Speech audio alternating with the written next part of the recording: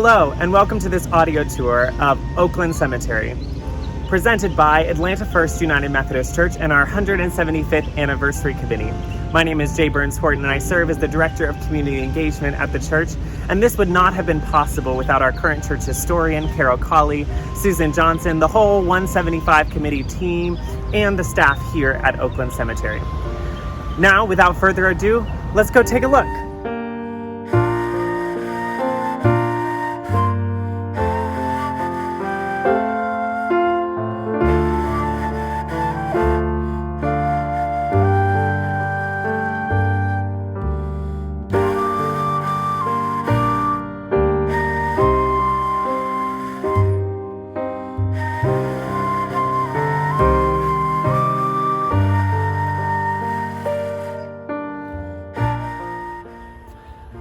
The oldest church members buried within Oakland's grounds are buried behind me. Reverend Edward Thomas Payne Sr. and his two wives, Mary A. Manning and Lucy Lucinda Mariah Bogle. Reverend Payne was born in Virginia in 1796. In 1843, he moved to the newly formed community of Terminus, or Marthasville, where he became one of the founding members of the Union Sabbath School. It was an interdenominational Sunday school. Members from this Sunday school would eventually leave to form Wesley Chapel, the predecessor church of Atlanta First United Methodist Church. Reverend Payne was also influential in raising the funds to buy the physical land where Wesley Chapel was to be built, where the Candler Building now stands in downtown Atlanta on Peachtree Street. He had 3 children with his first wife, Mary, who passed away in 1851, and another child with his second wife, Lucy, who he married a year later. Reverend Payne died August 7th, 1870, in the newly renamed city of Atlanta, and is remembered as the father of Methodism in Atlanta.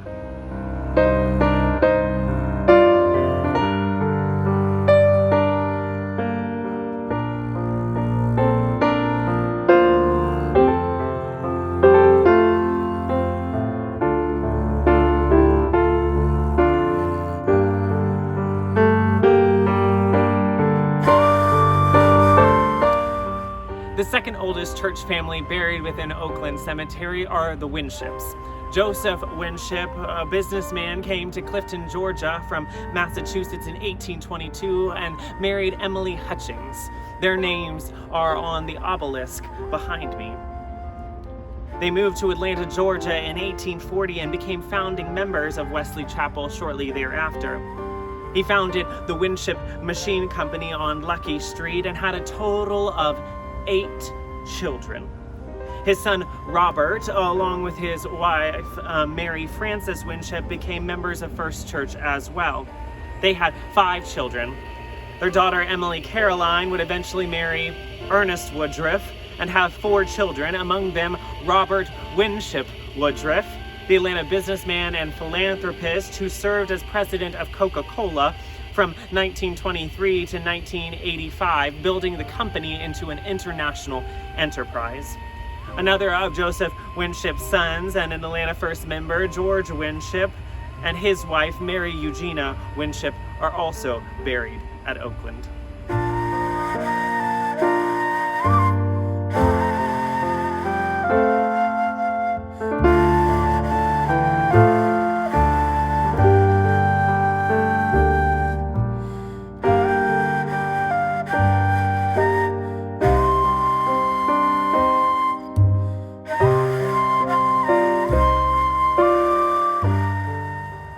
Another of the founding members of Wesley Chapel was the Lachey family.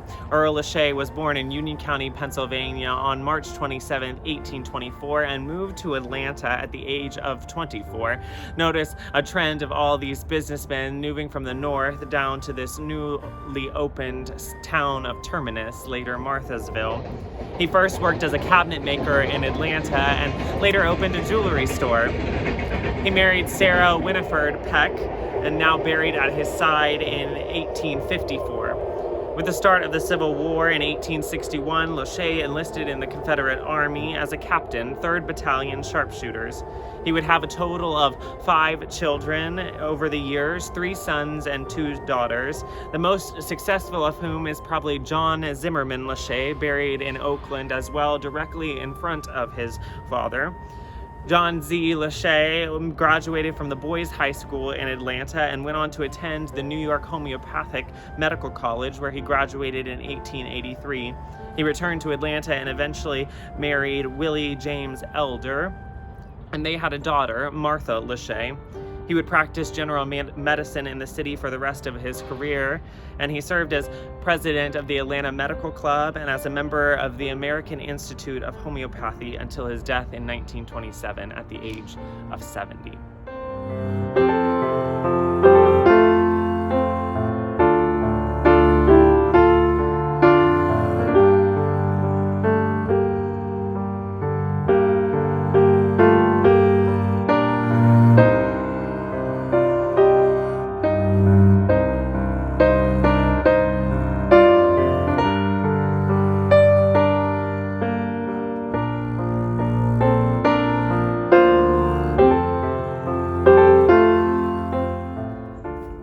Another one of the early Atlanta First families was that of the Maddox family. The Maddox family is behind me. The patriarch of the family, Robert Flourney Maddox, was an enterprising man and the founder of the Maddox Rucker Banking Company. Colonel Maddox was a veteran of the Civil War and served with the 42nd Georgia Regiment. Maddox was elected to the Georgia legislature in 1865 and later served on the Atlanta City Council. He married Nancy Reynolds in 1860 and a daughter of a Civil War colonel as well. She became a nurse and helped found the Atlanta Relief and Hospital Association during the war. They had 2 successful children, Robert Foster Maddox and Eula M. Maddox. Robert served as an influential Fulton County Commissioner before becoming Mr. Atlanta and the 41st mayor of the city. Robert is buried with his wife, Laura Lavender Maddox, here in the Maddox Mausoleum as well.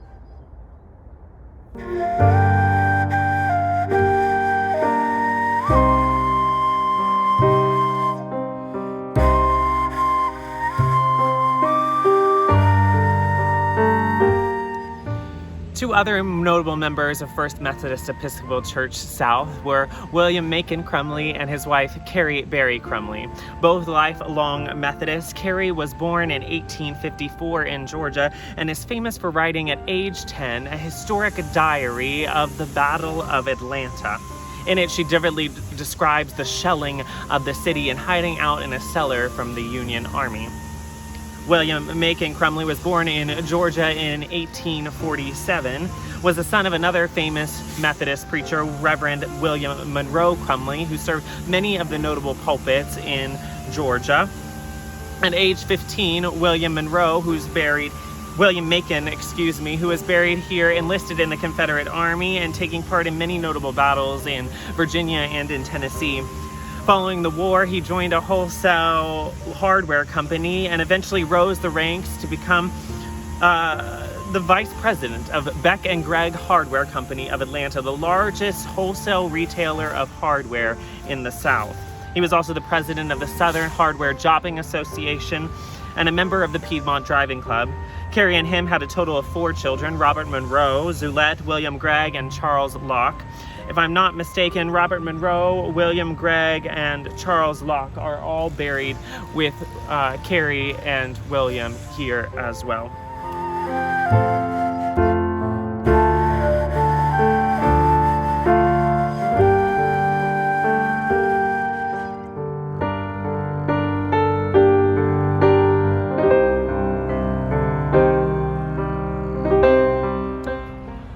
Behind me are the grave sites of other members of the church. Robert Alexander Hemphill was born in 1847 in Athens, Georgia, and like many early members of the church, was also a veteran of the Confederacy. Following the war, though, in 1872, he married Mary Payne Pitts in Atlanta, and they went on to have 3 children, Mamie, Emmeline, and Cora. Cora is also buried right next to her father. Robert's brother is probably more famous than him, Colonel William Arnold Hemphill, and he is also buried in Oakland. He was famous for being one of the owners of the Atlanta Constitution and a mayor of the city from 1891 to 1893. Robert was a businessman himself and was known for his integrity and his faithfulness. He served for 58 years on the Board of Stewards of First Methodist Church, which earned him the title Dean of Stewards in Southern Methodism. He also served as a trustee for 43 years at the church and is the only member to ever have been elected chairman emeritus of the board for life. A Sunday school class at the church is named in his honor. He was also known for his charity and philanthropic work with the Methodist Orphans Home in Decatur. He served as a trustee there and as a president for over 40 years.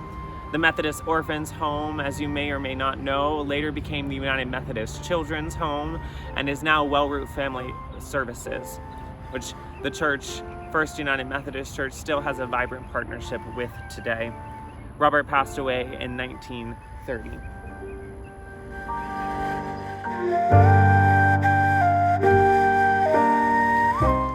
Another of the church's historic members buried at Oakland are the Ezards. Their plots are behind me. Many of the names are rubbed off, but you can still find William E. Ezard. William served as Atlanta mayor from 1856 to 1857, then again in 1860, and then again post the Civil War in 1870, and was a judge in the Coweta Circuit. He also served in the Georgia General Assembly during the Civil War and was married to Sarah Lane Ezard.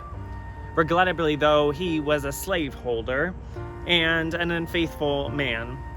Sinai Calhoun, who is also buried at Oakland, is the daughter of enslaved Nellie Reynolds Calhoun and Judge Ezard.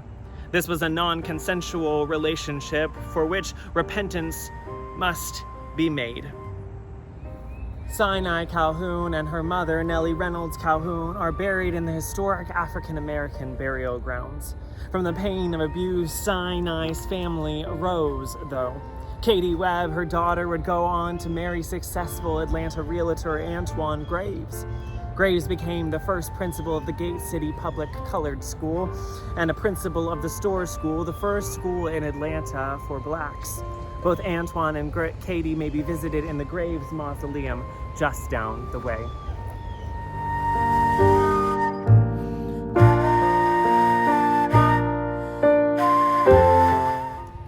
While over here in the historic African-American burial grounds of Oakland Cemetery, I'd like to point out the grave site behind me of Bishop John Wesley Gaines. Named after the founder of the Methodist movement himself, John Wesley, Bishop Gaines was born into slavery in 1840 in Wilkes County, Georgia.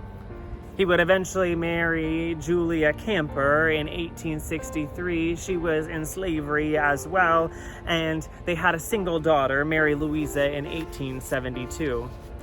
Growing up, though, he was lucky and fortunate. He taught himself to read, and he found his freedom after the Civil War. He followed in his family members' footsteps, and he became a pastor. He was first licensed to preach, actually, in the Methodist Episcopal Church, and would eventually become a leader in the offshoot congregation of Wesley Chapel, Bethel African Methodist Episcopal Church, now known as Big Bethel AME today. The Jesus Save sign as you drive down I-75 on the corner of Auburn Avenue and Jesse Hill Jr. Drive. During his tenure as pastor there, Gaines grew Bethel into the largest black congregation in the South, with a membership of over 2,000 people. Big Bethel was the center of black life and social action in the city. He would go on to found Morris Brown College as well, another institution in the basement of the church that still lives on today.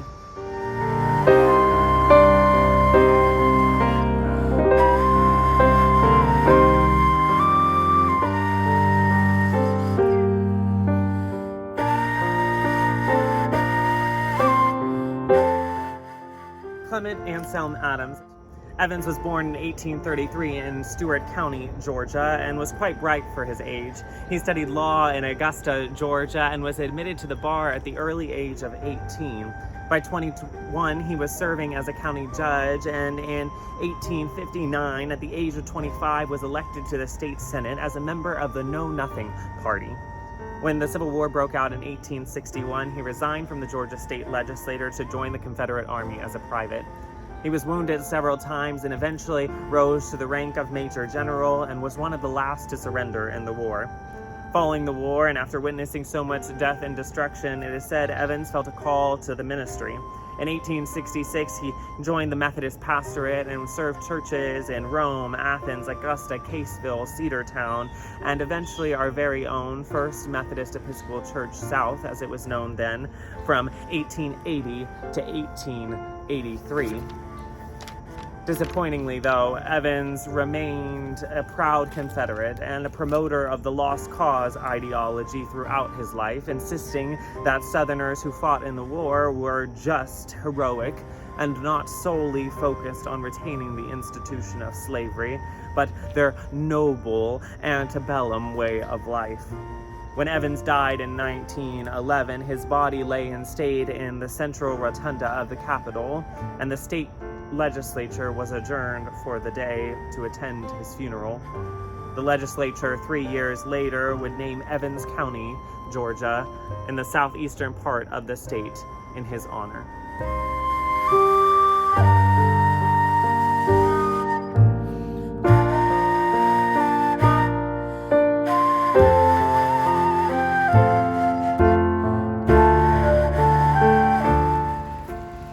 Another notable member in the church family is Benjamin Harvey Hill. Born in Jasper, Georgia in 1824, Hill would eventually matriculate from the University of Georgia, pass the bar, and become a lawyer. He would marry Caroline E. Hoyt in Athens, Georgia in 1845, and they would move to LaGrange, Georgia, where he would open a quite successful legal practice. He worked there until 1851 when he decided to enter politics and was elected to the Georgia state legislature as a member of the Whig Party. He was quite a chameleon of a politician, centering himself on all different kinds of issues. During the Civil War, he opposed secession, but stayed in the South, stayed with the Confederacy, and eventually aligned himself with the president, Jefferson Davis. After a brief post-war imprisonment for his time serving as a senator in the Confederate Congress, Hill would spend some time in political wilderness, jumping back and forth across the aisles on all different kinds of issues. Eventually, he would win a seat for the U.S. Congress for Georgia's 9th District in December 1875. 2 years later, he would resign from that post to take a seat in the U.S. Senate, which he occupied until his death in 1882. Ben Hill County is named after him, as well as the community in South Atlanta. There's also, interestingly, a statue of him in the Georgia State Capitol, which prior to his relocation in 1890 was located at Peachtree, the intersection of Peachtree and West Peachtree, which is right up the hill from the church at Hardy Ivy Park. The Hills had a total of 4 children. John Thomas died at age 2 and is buried at the Hill Historic Plots in LaGrange, Georgia. Benjamin Harvey Hill Jr., Emily Leela Hill Ridley, and Charles Dougherty Hill were all members of First Church as well, and are buried here at Oakland with their parents.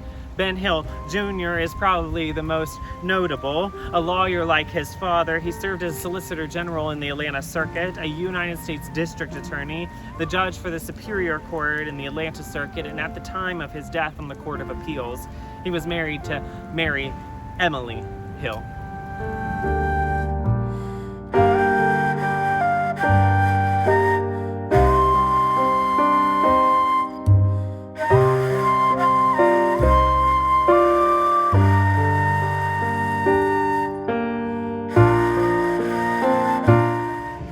Good friends of the Hill family, Franklin or Frank P. Rice and Mary F. Rice, are also buried here in Oakland, and their plots are located directly behind me.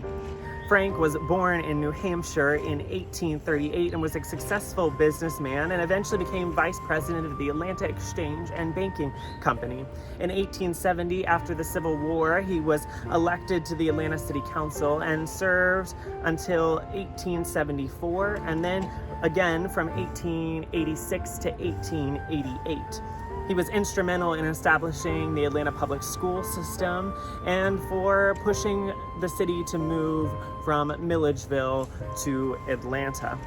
Between his 2 terms as councilman, he also served as a representative to the Georgia General Assembly, and in 1888 was elected to the Georgia State Senate.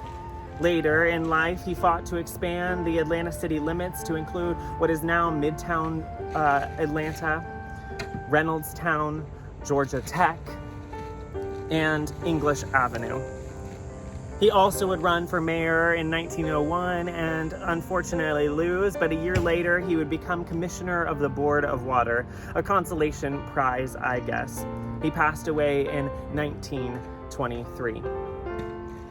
Now, directly beside him are 2 other members of the church, Lillian Robert Dinkins and her husband, David Miller Dinkins.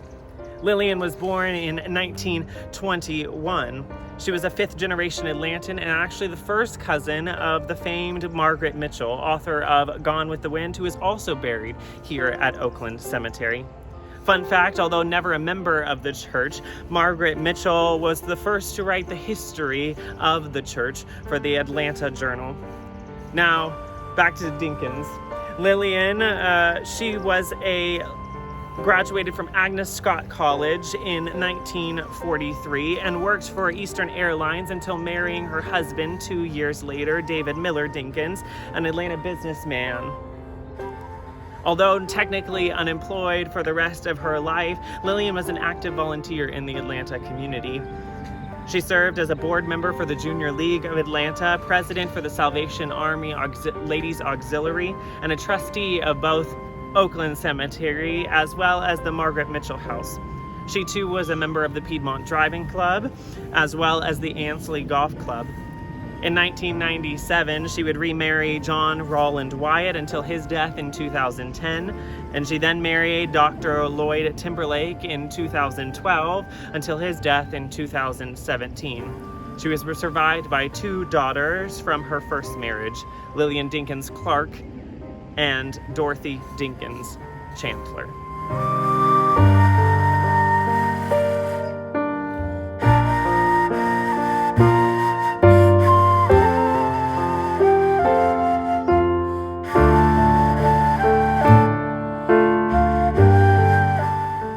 We conclude our tour of Oakland Cemetery here in what is known as Slave Square.